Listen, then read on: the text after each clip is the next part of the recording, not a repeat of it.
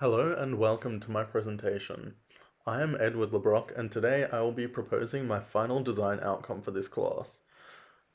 As you may recall from my last presentation, I am focusing on a globe device intended to be touched and spun by users.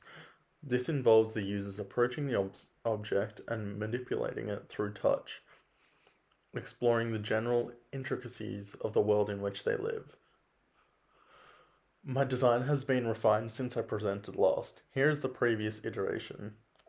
I've decided to abandon the inflatable aspect of my design and replace it with a fixed, stationary brace onto which the globe will be placed. The general concept is practically the same, except for the fact that it will not roll around the space and will not become an extra responsibility for Vision Australia team members. The object is now intended to be placed in a particular, well-signed area where it can be easily located while remaining out of the way enough to avoid collisions. Now onto the key features of the design. As shown in the modeling phase, raised surfaces of land will be present on the surface of the globe, showing the outline of the continent.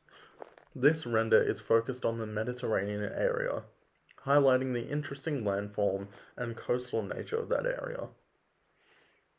When the underside of the product is exposed, you can see that the bottom attachment of the bracket is almost identical to the top, apart from the increased axle length on the bottom, just so the product sits a bit higher.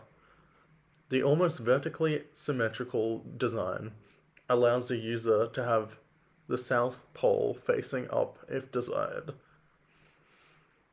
On both the top and bottom attachments, a ball bearing is affixed to allow a whole 360 degrees of motion.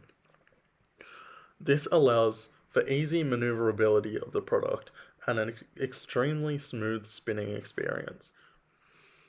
So for a two-dimensional reference of the tactile areas scattered around the globe, you can see that a few large cities are featured. Their names will be depicted through Braille. In addition to this, a few illustrations of animals will be placed around the globe for users to discover and feel the interesting textures and shapes of them. For example, the octopus character will have a very smooth body texture with dimpled suckers, which will convey their slimy skin and also their suction-based underside. This character in particular will be very bulbous and squishy, in order to emphasize how different it is from the other animals depicted on the product, due to its lack of skeletal system. Another example that I will handle in my presentation today is that of the giraffe. Through raising both the outline and the spots on the giraffe, I aim to convey the peculiar physical characteristics of giraffes. Similarly to the elephant story I spoke about in my last presentation, giraffes have features that are fairly similar to many other species of animals. However, their overall appearance is unlike anything else on the planet that the blind may have been exposed to. Here is an image of the product in the vicinity of children. As you can see, it is a very comfortable height for them, allowing them to easily explore the surface with their hands without the need to crouch down or stretch themselves. The product dimensions have remained fairly similar to my last presentation, however, with the alteration of the height of the product increasing due to the bracket. The brackets are intended to be as compact as possible, while still maintaining a structurally sound design, meaning that it will not bend or fracture under low magnitudes of force.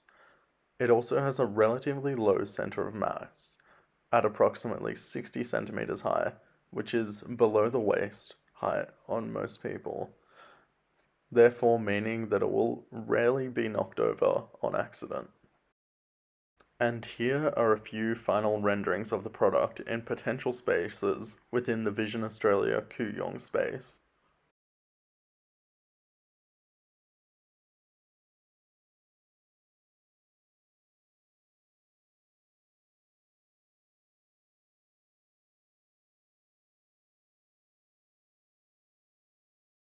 Thank you for taking the time to listen to my final presentation. and I hope you enjoyed.